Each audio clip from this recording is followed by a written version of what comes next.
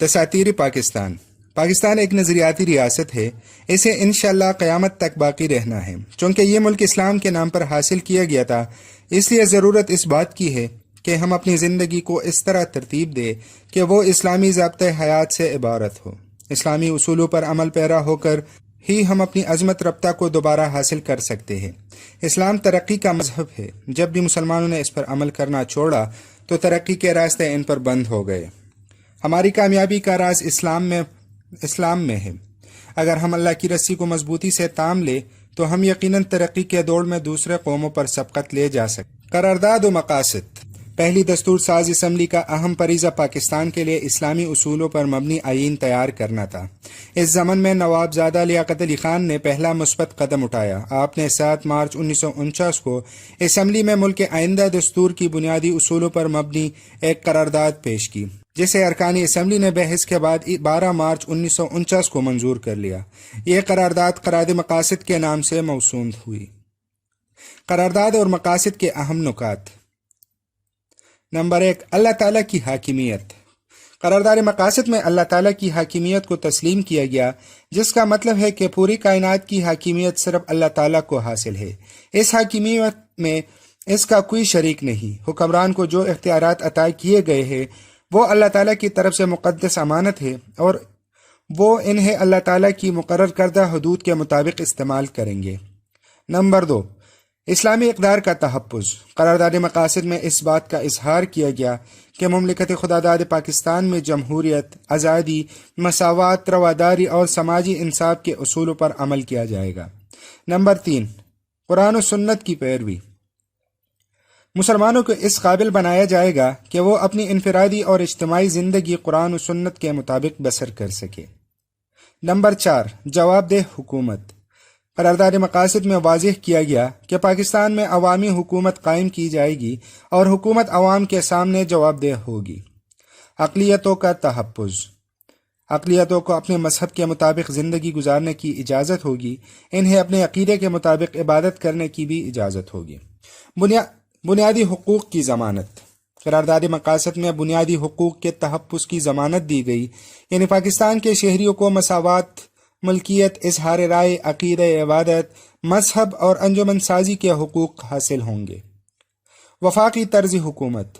قرارداد مقاصد میں بیان کر دیا گیا ہے کہ پاکستان میں وفاقی نظامی حکومت رائج کیا جائے گا، جس میں صوبوں کو مناسب حدود کے اندر رہتے ہوئے خود مختاری حاصل ہوگی۔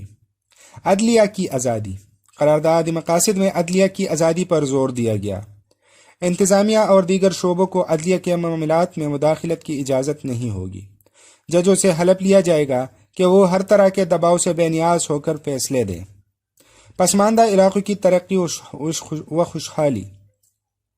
قرارداد میں پسماندہ علاقوں کی ترقی و خوشحالی کے لیے مناسب اقدامات کرنے کے اصول کو تسلیم کر لیا گیا، اور یہ طے پایا کہ جو علاقے نامناسب حالات کی وجہ سے ترقی کے دوڑ میں پیچھے رہ گئے ہیں، انہیں ترقی یافتہ علاقوں کے سطح پر لایا جائے۔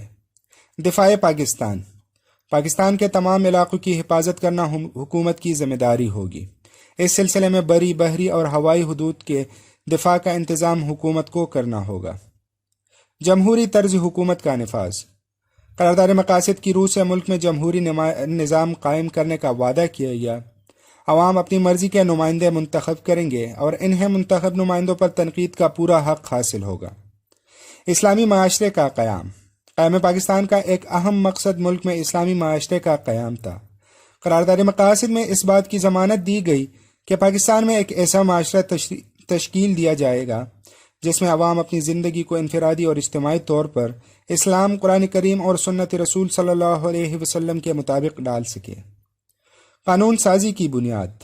پاکستان میں تمام قوانین قرآن و سنت کی روشنی میں نافذ کیے جائیں گے۔ پاکستان میں قرآن و سنت کی روشنی کے خلاف کوئی بھی قانون نہیں ہوگا۔ قومی ترقی۔ پاکستان کے عوام کو داخلی ترقی کے موقع فراہم کیے جائیں گے تاکہ وہ خوشحالی کی زندگی بسر کر سکے۔ حکومت قومی ترقی کے لیے بھرپور اقدامات کرے گی۔ قرارداد مقاصد کی اہمیت۔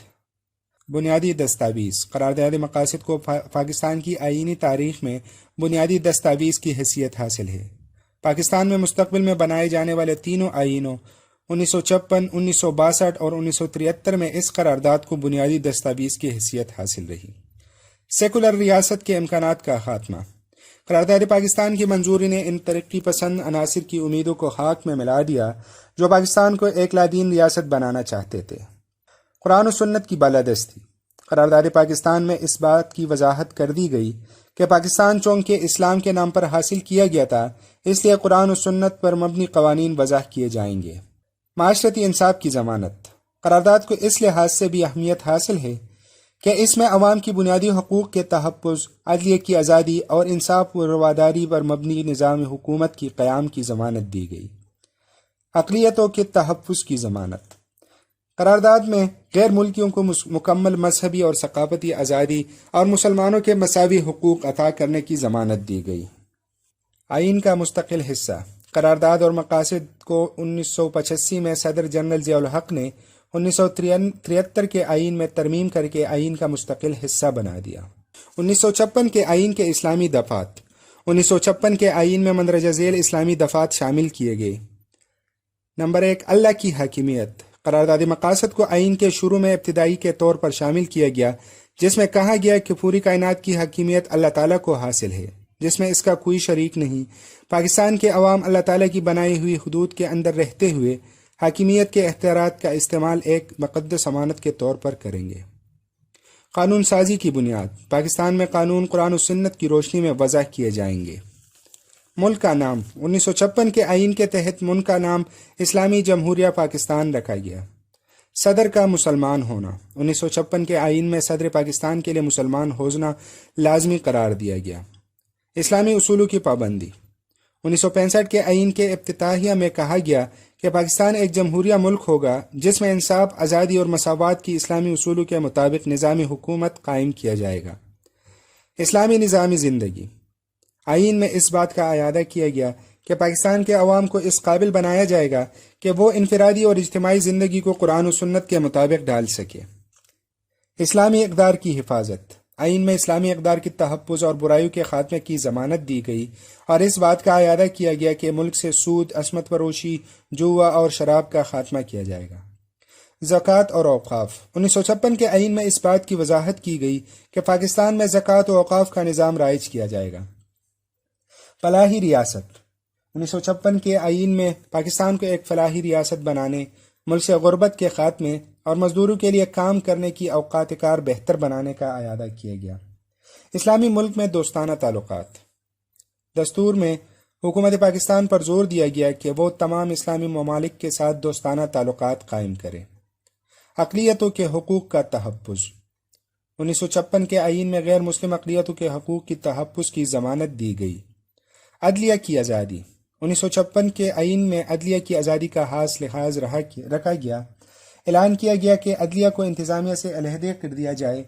پاکستانی اعلیٰ عدالتی، سپریم کورٹ اور ہائی کورٹس کو آئین کی حفاظت کا اختیار حاصل ہوگا۔ نسلی اور صوبائی تعصب کی حوصلہ شکنی۔ 1956 کے آئین میں نسلی، صوبائی، علاقائی اور فرقہ وارانہ رجحانات کی حوصلہ شکنی کی گئی اور اعلان کیا گیا کہ ملک میں اتحاد و یکجہتی کی فضا پیدا کرنے کی ہر ممکن کوشش کی جائے۔ ناخواندگی کا خاتمہ۔ 1956 کے آئین میں اس امر کی وضاحت کی گئی کہ ملک میں ناخواندگی کا خاتمہ کیا جائے گا۔ قرآن کریم کی لازمی تعلیم۔ 1956 کے آئین کے روح سے قرآن کریم کی تدریس کو لازمی قرار دیا گیا۔ ادارے تحقیقات اسلامی۔ 1956 کے آئین کے تحت ادارے تحقیقات اسلامی اسلامک ریسرچ انسٹیٹیوٹ قائم کیا جائے گا جو اسلامی تعلیم کی روشنی میں جدید زمانے کے مسائل کا حل پیش کرنے کے لیے تحقیقی کام کرے گا۔ سود کا خاتمہ۔ 1956 کے آئین میں اظہار کیا گیا کہ پاکستان میں سود کے خاتمے کے لیے ہر ممکن اقدامات کیے جائے۔ 1956 کے آئین کی منسوخی۔ 1956 کا آئین پاکستان کو 9 برس کی طویل جدوجہد کے بعد پہلی مرتبہ نصیب ہوا۔ اس دستور میں پاکستان کو اسلامی مملکت بنانے کے لیے بہت سی دفعات شامل کی گئی تھی۔ دستور ساز اسمبلی کے اس اقدام کو پاکستان کے عوام نے قابل ستائش قرار دیا، لیکن یہ آئین صرف 2 برس 7 ماہ نافذ رہنے کے بعد 8 اکتوبر 1958 کو بری فوج کے سربراہ جنرل محمد ایوب خان نے منسوخ کر دیا اور ملک میں پہلا مارشل لا نافذ کر دیا۔ انہوں نے صدر سکندر مرزا کو بھی برطرف کر دیا۔ صدر کے امور مملکت میں بے جا مداخلت، سیاستدانوں کی باہمی چپقلش، افسر شاہی کا منفی رویہ، صوبوں کے درمیان اختلافات اور سیاسی قیادت کا فقدان 1956 کے آئین کی ناکامی کی اہم اسباب تھے۔